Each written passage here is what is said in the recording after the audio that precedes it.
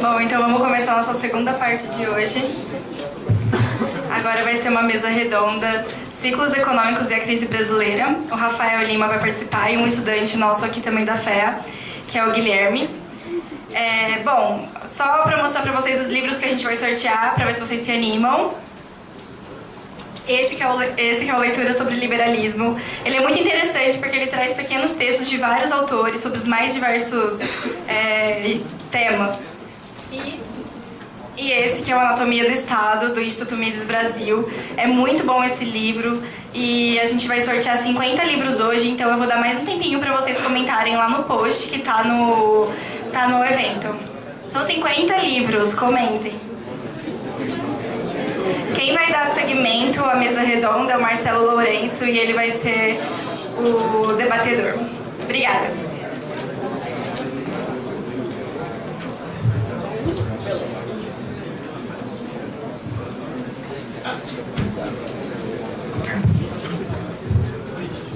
Boa tarde a todos.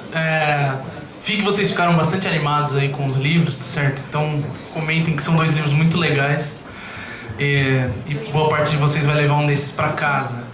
Bom, hoje então aqui a nossa proposta, junto do Rafael e do Guilherme, é debater a crise brasileira e trazer também um ponto muito interessante, que é a questão dos ciclos econômicos dentro da escola austríaca, tá certo? Existe então, acredito que os dois vão mencionar, mas existe a teoria austríaca de ciclo econômico, que vai sempre colocar uma perspectiva mais do ponto de vista do crédito governamental na economia, o que esses boosts fazem com os ciclos econômicos, esse tipo de coisa. Então, uma discussão muito interessante que permanece atual, infelizmente, tá certo? Dado principalmente a crise sem precedentes pela qual a gente vem passando, os milhões de desempregados, as contas públicas em desordem, e é isso que a gente vai buscar, procurar botar em perspectiva aqui hoje, tá certo? Então, só para falar um pouquinho para vocês, o Rafael, acho que eu não preciso nem apresentá-lo, tá certo? Vocês já foram devidamente apresentados com ele na última palestra. Mas o Guilherme, né, o Guilherme Kerments Ferraz Costa, que está aqui com a gente também, é aluno aqui da FEA, né, certo? É praticamente um economista, vai colar grau na semana que vem, e tem bastante experiência no quesito da escola austríaca, certo? Ele foi orientando o professor Fábio Barbieri, que vocês conhecem, escreveu o trabalho de conclusão do curso dele sobre o tema Coordenação, Evolução e Ordem Espontânea, em direção a uma teoria austríaca das instituições. Participou do Mises Summer School no ano de 2015, quer dizer, então é um cara que tem bastante coisa para dizer também. Então, esse debate aqui ele vai funcionar de uma forma bastante simples. No começo a gente vai ter então 15 minutos para cada um deles fazer uma exposição breve sobre a visão deles sobre o assunto, e em seguida então haverá um espaço para vocês fazerem perguntas. Eu até encorajo então vocês a usar bastante esse espaço. Tem aqui o pessoal que vai ficar nas laterais com os papeizinhos, podem pedir para eles, tá certo? Levantem o braço que eles vão até vocês levar e façam aí as perguntas que vocês tiverem, que a gente vai fazer aqui para eles, tá certo? Então vamos lá, vamos começar pelo Guilherme. Vocês ouviram bastante o Rafael aí na última palestra. Pode ser? Pode ser você? Vamos falar. Então vamos lá, maravilha então. A gente resolveu inverter porque na ordem fica melhor. Uma coisa faltou na primeira palestra, que eu não tirei já, porque eu já sabia que isso ia acontecer, então, né? Que é justamente por que os ciclos econômicos acontecem. A teoria austríaca dos ciclos econômicos, chamada TASSI, que como eu já falei antes, a economia se coordena através de preços. A gente vai decidindo como fazer cadeias de produção e o que vender, o que comprar, o que fazer com nossas vidas, baseado nos preços que existem na economia. E daí a gente pode então começar a brincar com isso, certo? Digamos que a gente faz assim, o que aconteceria se o preço da gasolina caísse hoje de... Quanto tá aqui? 3,60? Não é 3,60, tipo. O que acontece se ele caísse para R$1 o litro de gasolina e ficasse lá por uns 3, 4 anos? Gasolina, do diesel, etc. O que aconteceria é que vários negócios que usam gasolina, basicamente tudo, iam se expandir, porque agora você baixou o custo deles. Você ia ter novos negócios de todos os tipos, táxis, ônibus, etc., que usam muito combustível, caminhoneiros, etc. Esse mercado ia se expandir bastante, porque ele incorpora mais esse fator de produção agora que ele é mais barato. E se o governo, depois de alguns anos, puxasse o tapete e falasse, não, agora o preço é 6, Esses negócios de um dia para o outro, ao longo de um tempo, digamos, ele vai subindo assim 50 centavos por mês até R$6. Ao longo desse tempo, ao longo dessa alta aí do ano seguinte, você pode dizer um tempo arbitrário assim, todos esses negócios que agora usaram muito mais combustíveis no seu meio vão encontrar falência. Os menos lucrativos vão encontrar falência, aqueles que conseguem ainda operar sob R$6 vão continuar muito más pernas, mas enfim, vão conseguir operar. E eu uso esse exemplo porque a gasolina é uma coisa que permeia praticamente, a gasolina, o diesel permeia praticamente tudo da economia, certo? Todas as coisas precisam ser levadas ou trazidas para algum lugar, senão as coisas dos trabalhadores. Tem pé. Agora, o que acontece então se a gente fizer isso com outra coisa que aí então sim permeia tudo da economia, que é o crédito? O crédito é um produto, é um fator de produção. Certo? Você tem uma máquina que produz alguma coisa, você tem um crédito, você pega esse dinheiro para comprar alguma coisa que vai produzir alguma coisa. Você pode encarar isso como um fator de produção. O que acontece se eu baratear o crédito? Se o juro de empréstimos geral, tá, digamos, cair de 10% para 2%. Bom, várias empresas vão contratar crédito e usar isso nas empresas deles. Especialmente empresas mais complexas usam mais crédito, eles rodam muito crédito, enfim. E elas vão se acostumar com isso, elas vão organizar a sua estrutura de produção imaginando que o preço dos juros vai continuar 2% ou muito baixo. E depois de um tempo, se esse preço voltar a subir, a gente vai ter um grave problema. Certo? Todo mundo consegue entender isso, espero. Então, como é que você faz isso acontecer? Porque vocês falaram de governo, não precisa ser só governo. Um banco pode fazer isso. Como? Ligando a impressora. Ele simplesmente pode criar nova moeda. Ele está aumentando a quantidade de moeda em circulação. Se existem mais moedas em circulação, se ele está conseguindo criar mais dinheiro, ele vai emprestar esse dinheiro para as pessoas, ele vai conseguir baixar o juro, então ele faz o juro baixar artificialmente.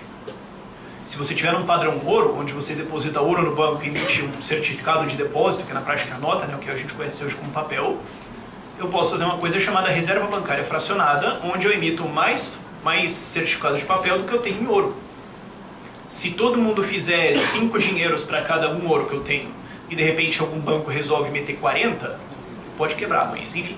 Se ele subir muito, os bancos começarem a subir, vai ter mais moeda em circulação, o preço do juro vai cair.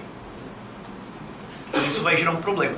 E você pode ter isso vindo de banco, você pode ter isso do governo manipulando a taxa Selic ou outras taxas, ele pode fazer mudanças dentro do Banco Central, por exemplo, exigência de reserva fracionada dentro do banco. Eles podem baixar a exigência, jogar mais dinheiro na economia, enfim. O fato é que, de um jeito ou de outro, mais crédito vai entrar na sociedade barato. Mas aí a gente tem então um processo de expansão da base monetária, expansão de quantidade de dinheiros circulando na economia. Então vamos usar essa sala aqui como exemplo, certo? Digamos que aqui nessa sala existem em circulação 100 dinheiros de crédito, R$100. Esse dinheiro vai estar uma certa taxa de juros X, que é desimportante aqui para os exemplos, mas eu quero estimular a economia aqui. Eu quero ser um keynesiano, cirgomista, vou imprimir pra caramba aqui. E eu resolvo imprimir R$500 e dar de crédito emprestado. Certo? Quantos créditos, quanto dinheiro emprestável a gente tem agora nessa sala? 600. Pô, uma puta grana.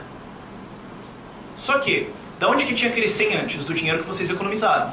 O dinheiro que vocês optaram não consumir na expectativa de que talvez no futuro alguma coisa fosse necessária e vocês iam ter esse dinheiro na mão.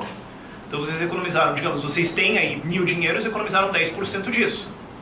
10% tá 100. Agora tem 600 dinheiros. Pô, tem uma dinheirama gigantesca, o juro vai pro chão, porque agora a taxa de economia é 60%. Minha nossa, né? Quer dizer, falsa. Cria uma noção falsa de uma taxa de economia e vai ter muito crédito. Agora, vocês vão pegar esse dinheiro, eu sou o Banco Central, imprimir aqui, passei para todo mundo. Eu sou só um banco de da mãe que está imprimindo dinheiro e fraudando todos vocês. E eu passo esse dinheiro na sala. Eventualmente ele vai circular para vocês e vocês vão economizar 10% dele, que é o que vocês economizavam antes. Certo? Eu estou assumindo, claro, que vocês vão continuar economizando tanto dinheiro quanto vocês economizavam antes, até porque não existe nenhum motivo para imaginar que isso mudou. Vão continuar guardando uma certa taxa, mas que certamente vai ser muito inferior a 60%. Vocês vão economizar 10% dos dinheiros. Então, antes a gente tinha 1.000, eu imprimi 500, agora a gente tem 1.500 dinheiro circulando aqui. Todo mundo economiza 10%, então, depois de um certo tempo, que esse dinheiro aqui circulava para todo mundo compra um do outro, vai ter 10% economizado, 150. Então, antes a gente tinha 100 dinheiros, o juro vai para baixo conforme a gente tem 600 dinheiros para serem emprestados, e agora volta para 150. Só que por causa da alta de preços, esses 150 agora tem o mesmo poder aquisitivo que os 100 anteriores. Então o que acontece? A taxa de juros desce, todo mundo acha, nossa, agora é festa, minha Nossa Senhora. E depois a taxa de juros sobe de volta. Então o que acontece? Vocês contratam mais empréstimos para a cadeia produtiva e conforme o juro volta, todo mundo tem que tirar crédito da cadeia produtiva, você não tem crédito, você não consegue comprar as coisas. E quem mais sofre com isso são as indústrias que mais dependem de crédito. Não é o pipoqueiro nem precisa emprestar dinheiro. Quem usa muito crédito, emprega esse crédito inclusive ao longo de muito tempo, é a indústria de meios de capital. Produção de aço, concreto, outros minérios, nióbio, indústria de construção, certo? Seja lá o que for que você vai fazer com uma fábrica, você vai ter que construir uma fábrica.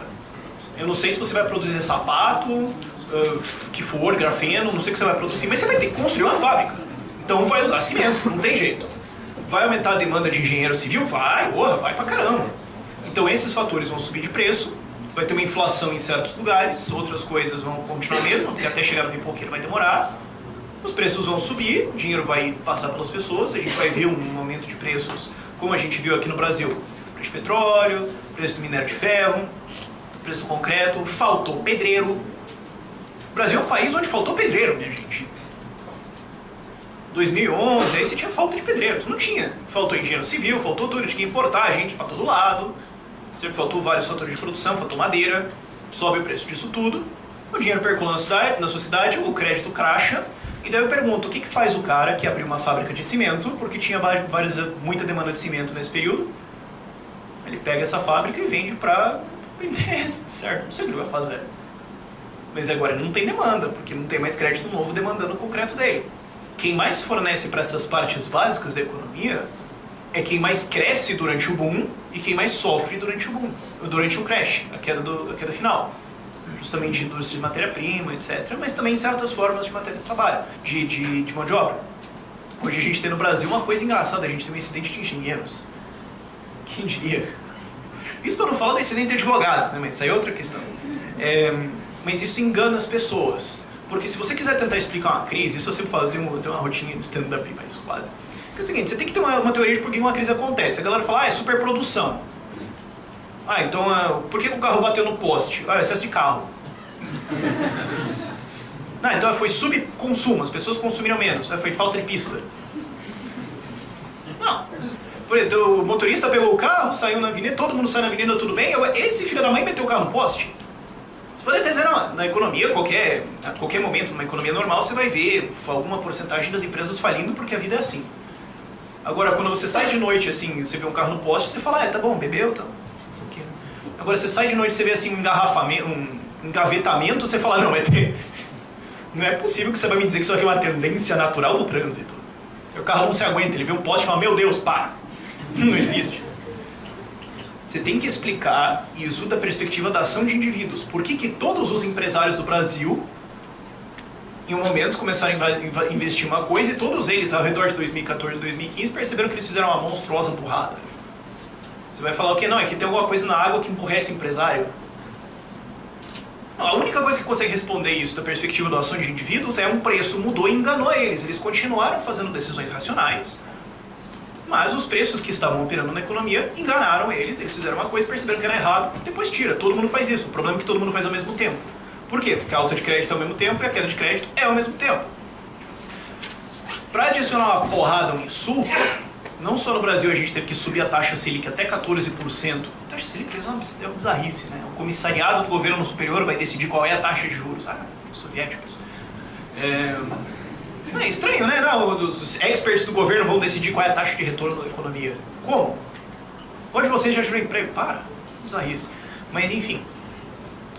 Não só a gente teve que tocar ela para cima, mas enquanto isso, bancos estatais, especialmente o BNDES, ignoraram totalmente o fato que a taxa Selic estava subindo e continuaram emprestando a 2% de juros, 3% de juros.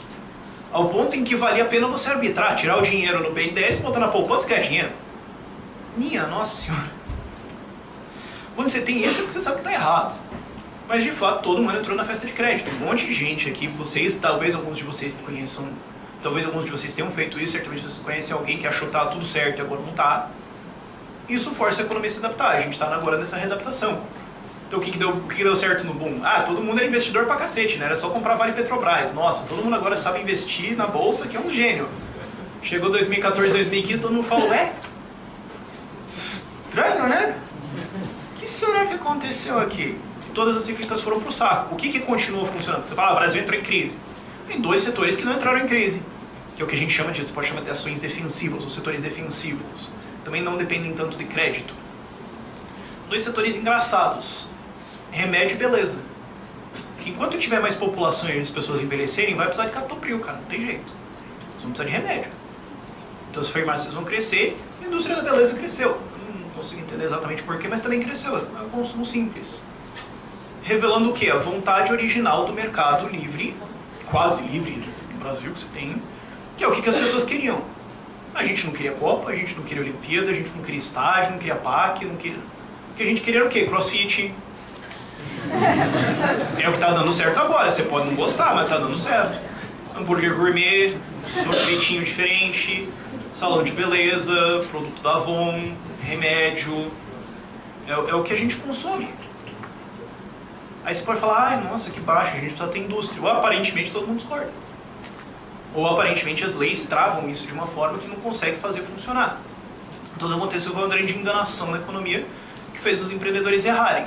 Só que, galera, agora, isso é bom no Brasil porque é educativo, muita gente percebeu. Infelizmente ainda existem grandes setores da indústria e da agro que agora estão falando que o que precisa fazer para resolver é que o BNDES precisa voltar a abrir o caixa. Você vicia, né? O crack é foda. Sério. E se os caras eles querem resolver assim, não vai. O que vai fazer é gerar um novo ciclo. Só. Vamos ver o que vai dar agora.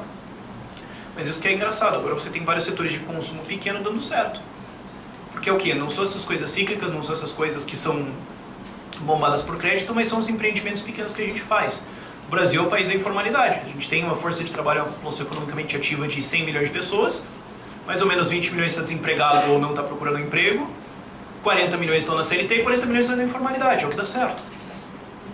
Ou você deixa essa galera sair e produzir, para de encher o saco deles com burocracia, ou você pode tentar ficar fazendo esse mecanismo de crédito e fazer todas as loucuras que deu. E daí a gente consegue... Eu queria ter o gráfico aqui, mas enfim, vocês podem procurar o salário médio no Brasil. Uma cobrinha, assim, é a coisa mais engraçada. É o que a gente vem fazendo faz décadas. A gente tá muitas décadas na década perdida por causa dessa ideia. E se vocês veem, não é uma ideia original, certo? Porque a gente teve aquele presidente que criou o maior número de estatais, fez uma explosão de crédito e quebrou o Brasil. Não sei se vocês conhecem o nome dessa pessoa. Geisel. Tem nenhuma novidade nisso. O regime militar tentou fazer isso, os caras antes dele tentaram fazer isso, teve o acordo de Taubaté em 1906. Essa ideia de expandir crédito do Estado, fomentar e fazer, escolher, não dá certo. Porque no fim das contas a gente está escolhendo uma coisa que vocês não querem, porque se fosse, já estava funcionando. A gente está tentando fazer essa história de desenvolvimento no Brasil há mais de século, muito tempo, e não funciona. Teve um tempo que a gente subsidiou a ferrovia aqui, na monarquia. O que você conseguiu? Subsidiou por quilômetro construído a ferrovia. Por isso tem um monte de ferrovia imbecil no Brasil, na época monárquica. Então, isso não adianta, mas é o ciclo como acontece, e depois a gente pega as dúvidas aí. Boa tarde, pessoal. É um prazer estar aqui. E falar de ciclo é sempre interessante, né? Quando você quer confrontar teorias econômicas diferentes. A gente tem, por um lado, teoria keynesiana, que explica ciclos. Você tem o monetarismo, do Milton Friedman. Você tem ciclos reais, entre outros. Então, para quem quiser aprender teoria econômica, estudar ciclo é muito bacana. Tem também gente que gosta de falar de ciclo porque quer ganhar dinheiro, quer no mercado financeiro, quer lá olhar os gráficos de ciclos econômicos e ver quando que eu tenho que comprar ação e vender ação. Eu não vou falar nenhuma dessas coisas. Não vou ensinar aqui que é teoria austríaca dos ciclos, que o Rafael já falou. Também não vou ensinar como é que ganha dinheiro no mercado financeiro, porque eu não sei. Se eu soubesse, não estava aqui. Se eu soubesse, não estava aqui. Então, o que eu vou falar, na verdade, brevemente, é como que esses ciclos econômicos, todos os países em geral, no Brasil em particular, está relacionado com um sistema intervencionista, que é o sistema que a gente vive, em todo mundo, em maior ou menor grau. Então eu vou tentar relacionar a teoria austríaca dos ciclos com a teoria austríaca do intervencionismo, que um cara chamado Mises fez lá em 1929. que é essa teoria austríaca do intervencionismo? Na verdade, ela faz parte de uma teoria, uma abordagem mais antiga em economia de sistemas econômicos comparados. Então você pega os economistas, Adam Smith no século XVIII, mais tarde no século XIX, eles comparavam o mercantilismo, que é basicamente o intervencionismo, com uns nomes estranhos, sistemas de liberdades naturais, que é basicamente Estado mínimo, liberalismo, né? Na época, socialismo ninguém levava a sério. Assim, você pega os livros da época e falava, isso aqui é coisa de maluco, ninguém nunca vai tentar isso, né? Tentaram. Então o Mises ele vai falar do intervencionismo, que seria o mercantilismo, o capitalismo, que é a palavra que ele usa para liberalismo, livre mercado, e socialismo, né? Então o que é cada uma dessas coisas? Capitalismo, o sistema de liberdades naturais, se refere ao mercado livre, uma sociedade livre, onde os indivíduos fazem as suas próprias escolhas, ou seja, o Estado não escolhe para elas fazem suas escolhas, sujeita a regras gerais, do tipo, não mate ninguém, não roube ninguém, não falsifique um produto, as coisas para vender para os outros, né? Ou seja, fique na sua, respeite os outros e você vive a sua vida.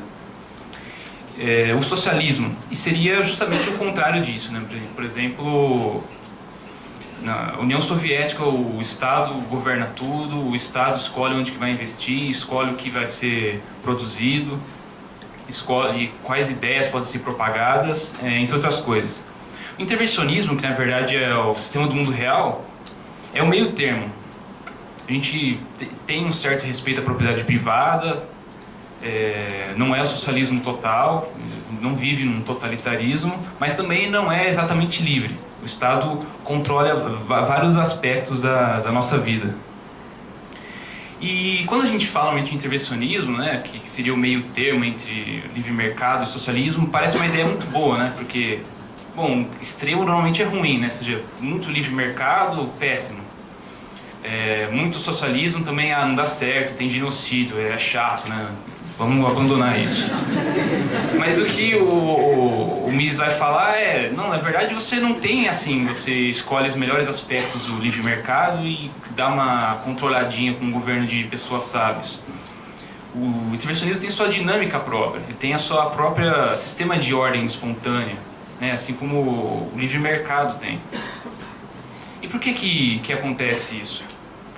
Porque as intervenções que o governo faz possuem consequências não antecipadas, consequências não intencionais, que muitas vezes são contrárias ao que o governo está querendo fazer. O exemplo mais óbvio disso, o Rafael já falou, que é o controle do preço de leite, né? Então, todo mundo consome leite, inclusive o pobre, então a gente vai lá e abaixa o preço do leite para o pobre tomar mais leite, vai melhorar a vida dele. Mas o que acontece? Por exemplo, o leite custa R$2, você coloca 10 centavos, os mercados tiram os leites da prateleira, deixam no estoque. Porque está dando prejuízo, eu vou guardar aqui e vou esperar até o preço subir. Bom, falhou, né? Estava reclamando que estava caro o leite, mas agora as famílias não têm mais leite, as crianças estão passando fome. E o que é engraçado nessa história, no sistema intervencionista, que vocês vão perceber, é que as falhas das intervenções acabam gerando demanda por mais intervenção. Então, por exemplo, um estatista, quando ele vê isso, que o controle de preço tirou o leite do mercado, vai falar, não, isso aí acontece que esses empresários são tudo bandido, estão escondendo leite lá no porão, no estoque. Vamos lá, vamos caçar leite no supermercado. Aí chega lá os fiscais do leite e faz vender todo o estoque. Beleza, só que está vendendo por um preço mais baixo do que o preço de equilíbrio, o preço de mercado. Vai ter mais gente querendo comprar do que leite, caixas de leite. Então o que acontece? Vai ter fila, nem todo mundo vai conseguir comprar aquele preço. Ou seja, só quem é amigo do dono do supermercado ou quem está pagando por fora vai conseguir ter acesso ao leite. Ou seja, não deu certo. Então, ou seja, uma intervenção inicial já gerou outra intervenção e isso poderia seguir basicamente infinitamente, porque uma hora o estoque ia acabar e o o mercado não ia querer mais comprar o leite, porque ia dar prejuízo para ele. Aí então ia estender a intervenção para as vaquinhas, fazer, tem que vender leite mais barato aí, você que tem a vaca no pasto. Ou seja, com isso a intervenção vai se expandindo por toda a economia, né? Então, ou seja, uma coisa que era para ser uma coisa sábia, para controlar pontualmente a economia, no meio termo, sem ser capitalismo nem o socialismo, acabou se expandindo, né? E que é engraçado nessa história é que justamente porque o governo falha é porque ele tem desculpa para aumentar o seu poder. Ou seja, sempre fala que não foi tratado direito, tem alguma coisa dando errado, ele precisa fazer mais coisas, né? E o Mises nessa história falava que, bom, é claramente incoerente esse sistema, né? Uma hora a gente vai ter que abandonar o intervencionismo ou escolher, ou a gente vai ser socialista ou vai ser livre mercado, porque claramente esse sistema não dá certo, não vai durar. As pessoas são racionais, vão ver que vão querer outras coisas, outras instituições. E ele está errado, né? Porque intervencionismo está aí desde que a gente se entende por gente, que a gente vê a história. Você tem um Estado no Brasil que nunca chegou a ser socialista, mas também o Brasil nunca foi liberal. Desde a monarquia, o Rafael falou, subsidiava estrada de ferro, você teve políticas intervencionistas, por exemplo, no governo militar, entre outras coisas. Então, outros autores, como o Senji Ikeda, ou o próprio professor da casa, aqui, o Fábio Barbieri, falou, além dessa fase expansionista do ciclo de intervenções, da fase contracionista, né? Chega uma hora que a pessoa percebe que a realidade fala mais alto, né? A gente tem que abandonar um pouco o intervencionismo e fazer reforma. Mas o que acontece? O que a gente vê hoje no Brasil, após muito tempo de intervencionismo, da nova matriz econômica, o pessoal está querendo fazer reforma, está querendo mexer na Previdência, colocou o pessoal para administrar o BNDES cortando um pouco o crédito. Ou seja, o intervencionismo tem essa fase expansionista e a fase contracionista, que na prática é sempre reforma meia bomba, sempre pela metade, né? O que acontece então nesse sistema intervencionismo ao longo do tempo? Não dá certo, porque para o país crescer, para isso ficar rico, precisa de ter liberdade, precisa ter instituições liberais. Então acaba gerando o quê? Pobreza, baixo crescimento econômico, inflação, dívida pública. E é isso que a gente vê no Brasil, né? Então a gente pode aplicar essas teorias de ciclos, de intervencionismo ao Brasil. Então, rapidinho, está acabando o tempo, vou falar aqui. O que aconteceu no Brasil de 2007 e 2008? Teve a crise internacional, lá nos Estados Unidos, relacionados a imóveis, e mais ou menos nessa época também acabou o boom de commodity da China, e o Brasil perdeu o seu dinamismo para crescer. O Brasil começou a estagnar. Então, por quê? Porque dependia dessas coisas, dessas bolhas no mercado internacional para crescer, porque o Brasil era altamente intervencionista, não tinha uma dinâmica própria. Então, desde o segundo governo Lula, depois com a Dilma, o Estado começou a fazer tentar fazer crescimento econômico na marra, né? Então, logo no segundo governo Lula começou a aumentar gasto, começou a baixar na marra a taxa de juros, aumentando base monetária. Tentou criar a própria bolha para ter um crescimento econômico e conseguir ganhar eleição. E isso é muito claro com a Dilma, né? com a nova matriz econômica, que expandiu ainda mais o crédito, aumentou o gasto público, controlou o preço, por exemplo, de energia, para tentar fazer crescimento econômico na marra. E com isso, o que aconteceu foi a crise atual, desde 2014. Porque essas intervenções não são sábias, não são espertas, elas acabam falhando e gera o ciclo econômico. Depois de um voo de galinha, o país entra em crise, aumentando o desemprego, a miséria voltando com tudo, né? E então, para concluir, o que a gente precisa fazer então para conseguir ter um crescimento econômico robusto? O que a gente precisa fazer para conseguir superar a pobreza? A gente precisa acabar com as instituições intervencionistas, com o sistema intervencionista que possibilita que aconteça esses ciclos econômicos, esse voo de galinho, esse marasmo na economia brasileira. A gente precisa fazer reformas liberais na direção de uma sociedade livre, para ter mais respeito à propriedade privada, Estado de Direito, igualdade perante a lei e fim também dos privilégios que os grupos ligados ao governo possuem. E para conseguir fazer essas reformas, a gente precisa de mudar a opinião pública, divulgar boas ideias para que as pessoas consigam apoiar essas reformas que muita gente é contra porque tira privilégio em certos grupos de interesse.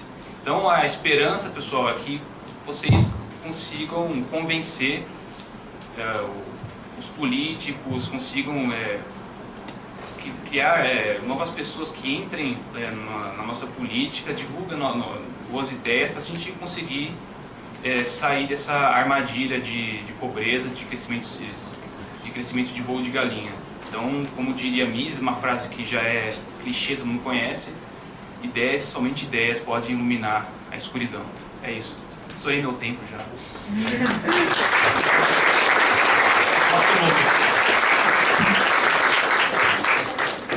Não, eu queria agradecer ao Rafael e ao Guilherme pela exposição. Queria só falar para vocês que o sorteio foi encerrado, tá certo? Então a gente já tem a lista dos ganhadores, a gente vai passar no final da mesa redonda, lembrando que é importante que vocês estejam aqui para receber, certo? Então vamos começar então com as perguntas que vocês mandaram, quer dizer, novamente só reforçando, fiquem à vontade para mandar as perguntas para o pessoal que está aí na lateral. Então eu tenho uma aqui para vocês. Pergunta: por que a recessão demorou mais do que o normal para atingir o Brasil? Haja vista a expansão de crédito que esteve no seu auge em 2007 e 2008. Bom, é o seguinte, quando uma crise acontece, você quer que ela aconteça rápido, é o band-aid, você quer arrancar o band-aid rápido. Uma crise, isso é o seu Israel Kirzner básico, ele devia ter ganho o Nobel em 2015, mas enfim. Eu falo, a crise não é realmente uma crise. É um período de reorientação econômica. Todo mundo percebeu, muitas pessoas perceberam que elas estavam fazendo coisas ruins e agora elas precisam fazer coisas melhores. Elas vão precisar reorientar o que elas estão fazendo. Se você falar, por exemplo, que... nossa, não veio nenhum exemplo. Uau! Mas é um tempo de reorientação, é um tempo em que as pessoas estão tentando encontrar um novo caminho.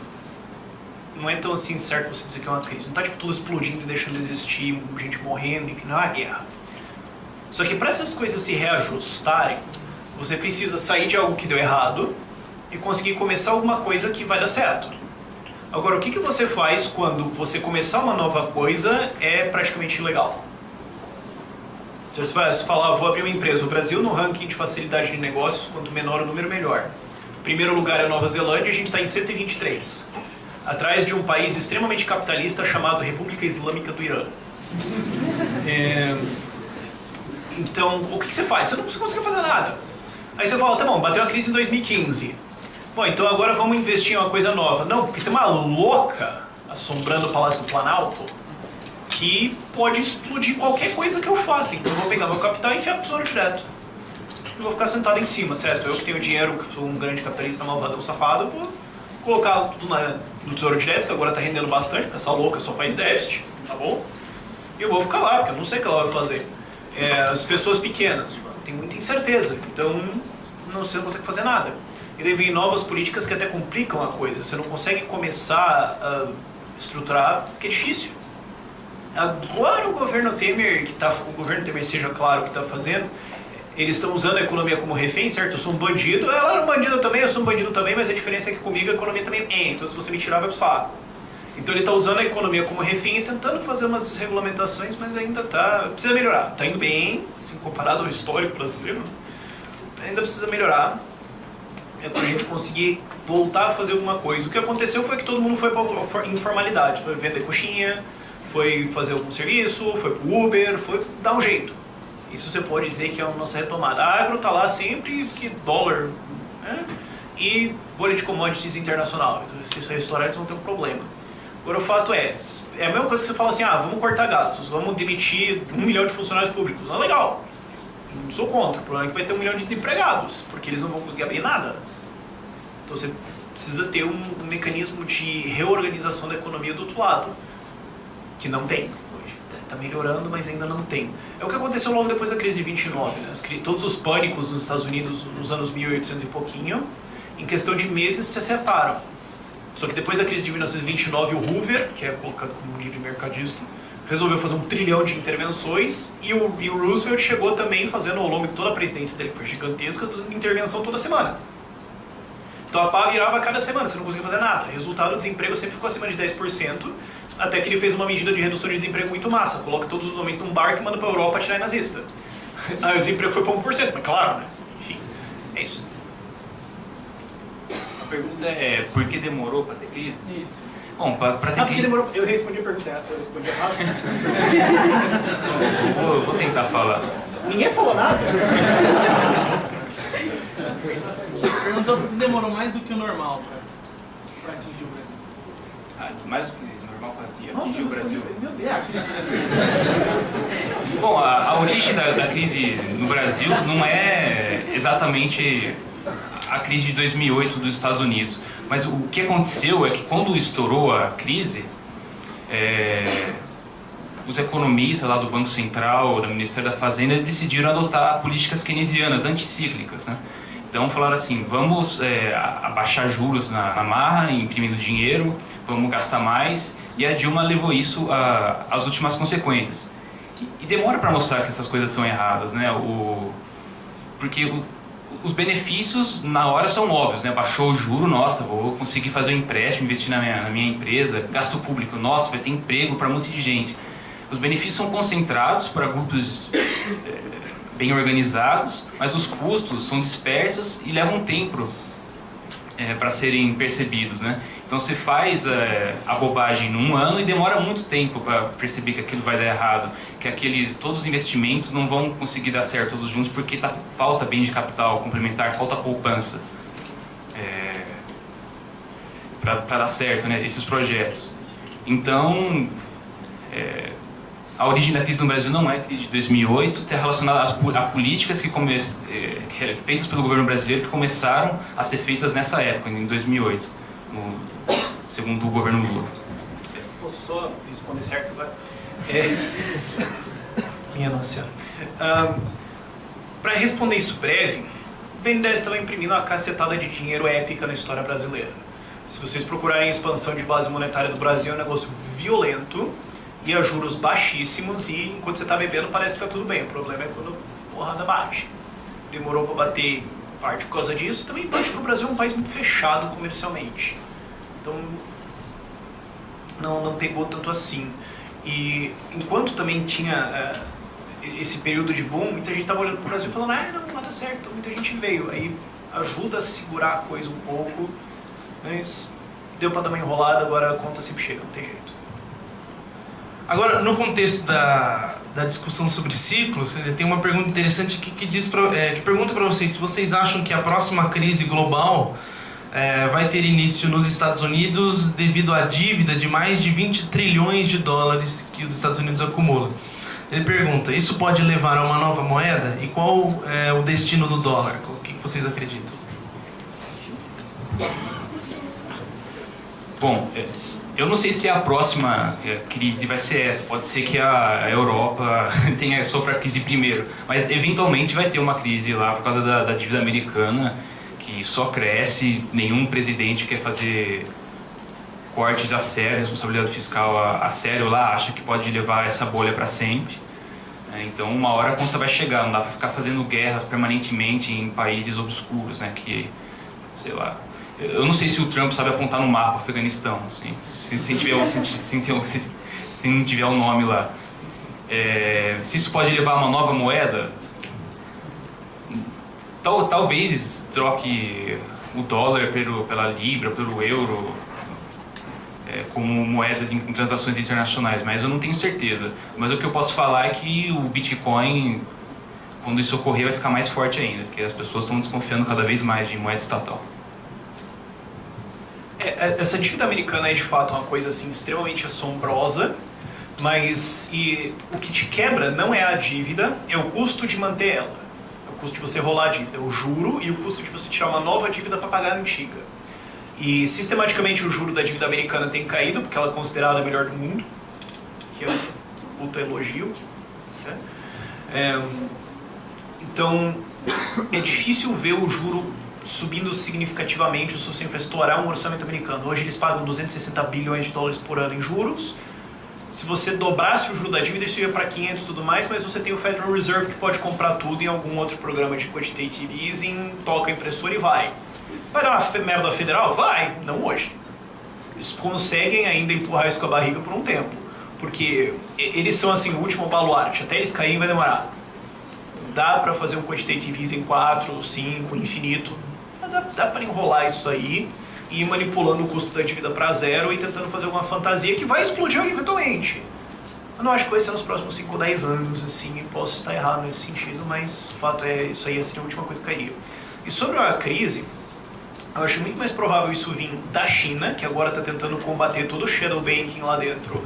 Enquanto eles estão tentando imprimir do outro lado, agora eles estão imprimindo quantidades fantásticas, mas tentando fazer uma dança em cima da navalha que pode dar muito errado ali. É difícil confiar nos dados deles, né? Porque os dados do governo é puro da China. Ah, eles falaram que o PIB cresceu tanto. Ah, tá bom. Sei lá. É difícil saber. Agora, isso aí pode dar muito problema, inclusive o fato que a China teve uma grande demanda por Bitcoin recentemente e a taxa intrabanco chinesa deu umas disparadas, aí me deixa meio preocupado. E você também tem o sistema bancário francês, meu Deus do céu, tá uma podridão gigantesca. Deutsche Bank quase falhou ano passado, esse ano tiveram que dar 17 bilhões de euros para o Banco de Pachi, 2 bancos espanhóis faliram aí tem uns 2, 3 meses, não tá bonito. Não tá bonito, não vai ficar muito melhor. Por causa do problema de qualidade de dívida deles e problema do Banco Central Europeu agora que está fazendo uma gigantesca monetização da dívida, mas está chegando com um problema muito simples. Não tem mais o que comprar. Quer dizer, sabe quando você imprime tanto que não tem mais o que imprimir? É o problema. Então, quando isso bater na parede, a gente pode ter um problema bancário europeu. Eu acho que essas duas pedras caem antes dos Estados Unidos. Rafael, você estava falando de quantitative easing, veio uma pergunta relacionada a isso. Pergunta por que a inflação nos Estados Unidos não sobe acima de 2% ao ano, mesmo com a base monetária sendo sucessivamente multiplicada e com juros abaixo de 1,25% ao ano? Você tem que procurar a inflação para onde o dinheiro está indo. O dinheiro não está indo para economia, circulação, consumo, você comprar pão ou bife ou qualquer coisa, e ainda assim a estatística de inflação deles é um pouco zoada, assim. Tem alguns artigos que supõem que ela está muito mais perto de 4%, mas claro, né, o governo conta a inflação. Agora, o lugar onde você vai procurar a inflação para a expansão de base monetária é para onde o dinheiro está indo. Para onde o dinheiro do quantitative easing foi? Para banco. O que o banco compra? Título e ações. Bem, então o S&P 500 dobrou de valor desde 2012, sendo que o lucro das empresas e os dividendos pagos pelas ações não subiu significativamente. Ou seja, subiu um valor sem justificativa fundamental na bolha. Bolha imobiliária nos Estados Unidos, os valores de imóveis voltaram a níveis de 2007 em algumas cidades maior. Títulos estão com rendimento baixíssimo, o valor dos títulos antigos está muito alto, tem uma bolha em títulos, sim, isso existe. Então você tem bolhas nesses ativos, você tem agora 1 trilhão de derivativos para todo lado. Por quê? Porque o dinheiro não tem mais para onde fluir. Você tem agora aposta, o VIX está com mais apostas do que jamais teve.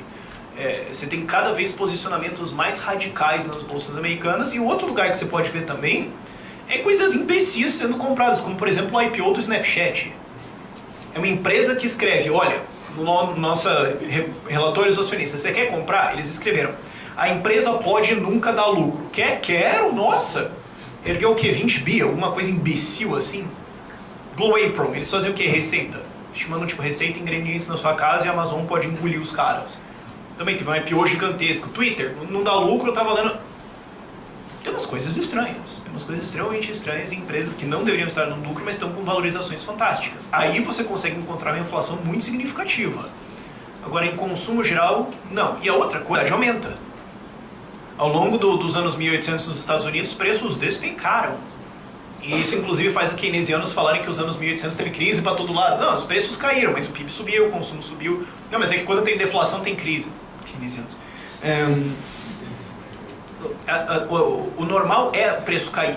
Então, numa era em que a gente tem internet, Uber, Amazon, tem todos esses gigantescos dispositivos de cortar custos, um comércio internacional mais conectado do que nunca, a produtividade brutal crescendo para todo lado do mundo, preços sobem 1% ao ano.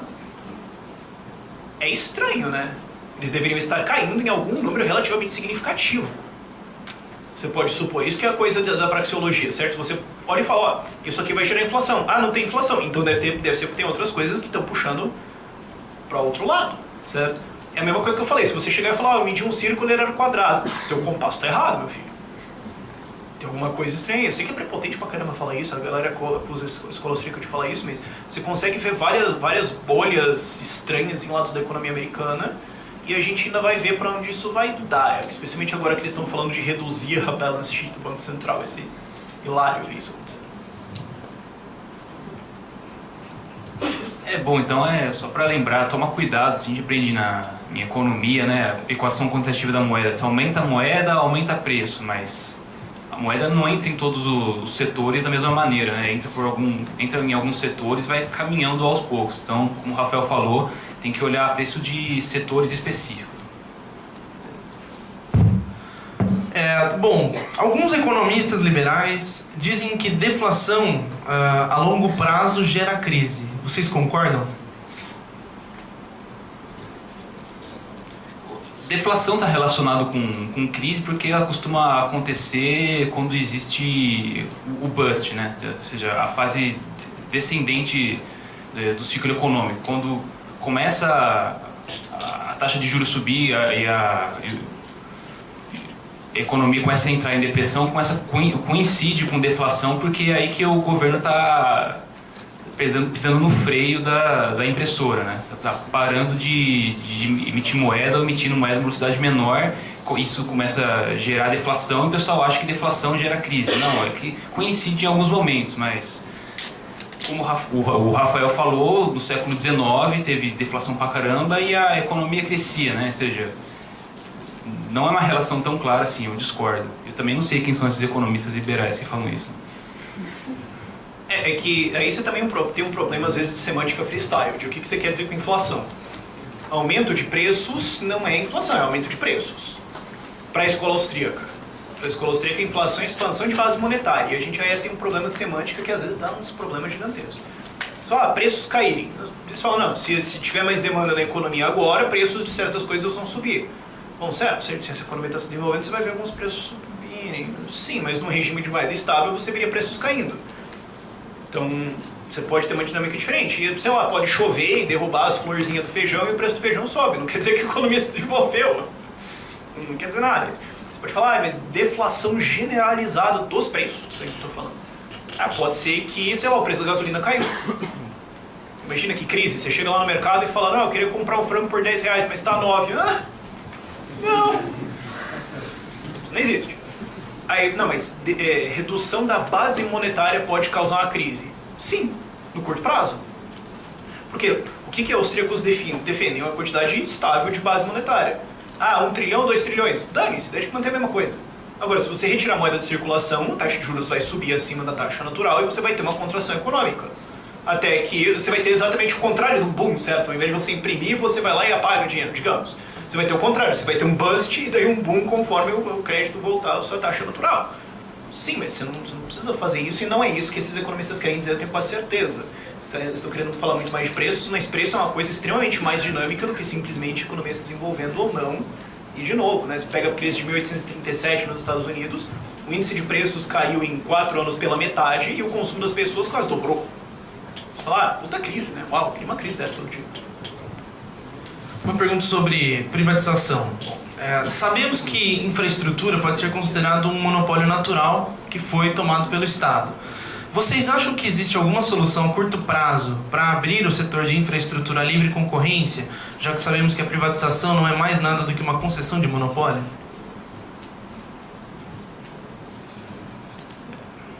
Bom,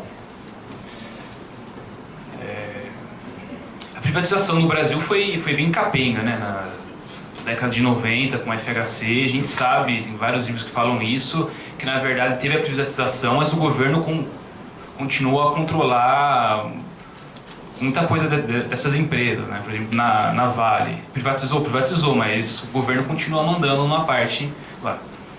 Então, isso não quer dizer que privatização seja ruim ou que seja necessariamente dessa maneira. Você pode privatizar vender toda a empresa, vender toda a área que ela controla e nunca mais controlar, né?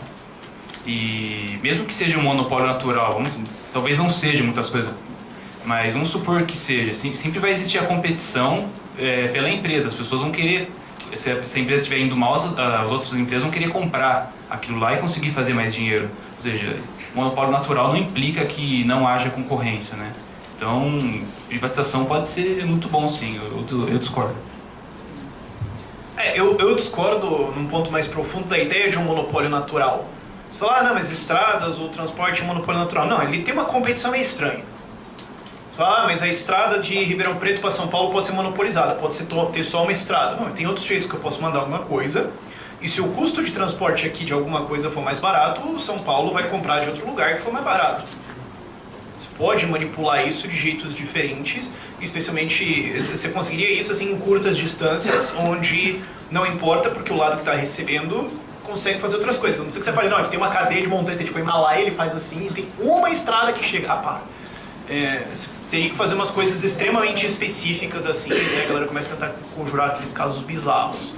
Não é um monopólio natural. E, inclusive,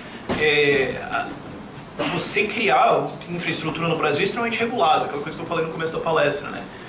Se uma coisa não está funcionando, a primeira coisa que você deve fazer é procurar o jeito que o governo falou que não é para funcionar. Por exemplo, fazer uma ferrovia no Brasil é basicamente impossível. É tanta certificação governamental, é tanto problema que você vai encontrar que é só o governo. Fala que eu não posso fazer, é mais fácil, seja honesto comigo, sabe? Não me engana, fala, eu aguento, fala a verdade. Estradas também é muito complicado, você tem algumas leis e tudo mais, mas mesmo você fazer sistemas de transporte, você pode dizer, estrada é um monopólio, transporte no Brasil é complicado, logística é complicado, tudo é complicado de fazer. Ainda assim você teria logística trem, você tem mar, você quer pilotar você tem um negócio no Brasil, você quer atracar um barco no porto, tem um nome de um cargo, que eu não sei como é que era, o nome do cara que faz isso, mas é um brasileiro que tem que vir lá, pegar o barco lá da China e atracar no porto, né? Porque o cara que dirigiu o barco até aqui, pelo jeito, é burro demais. E para você ser esse cara, você tem que ter um curso da Marinha super longo, quer dizer, isso encarece. Isso torna outras vias complicadas e você fala, então, tá vendo que isso aqui não funciona? Então é monopólio. Não é. E a privatização, eu acho que ela vai vir por um motivo muito simples. O governo não vai ter muita escolha. Acabaram de anunciar aí que a meta do déficit fiscal para esse ano é 159 bi, e ano que vem também. Eles já estão privatizando aeroportos, já estão falando de fazer a privatização da energia, vai sobrar portos e infraestrutura. Eles vão ter que vender isso aí, eles não vão ter escolha. Então a questão é como vai ser feito, mas abrindo o mercado você tem muito mais opções. Vamos então aqui para a última pergunta.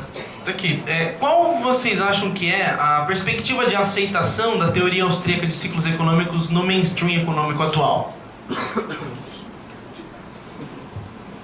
Olha, é complicado, viu?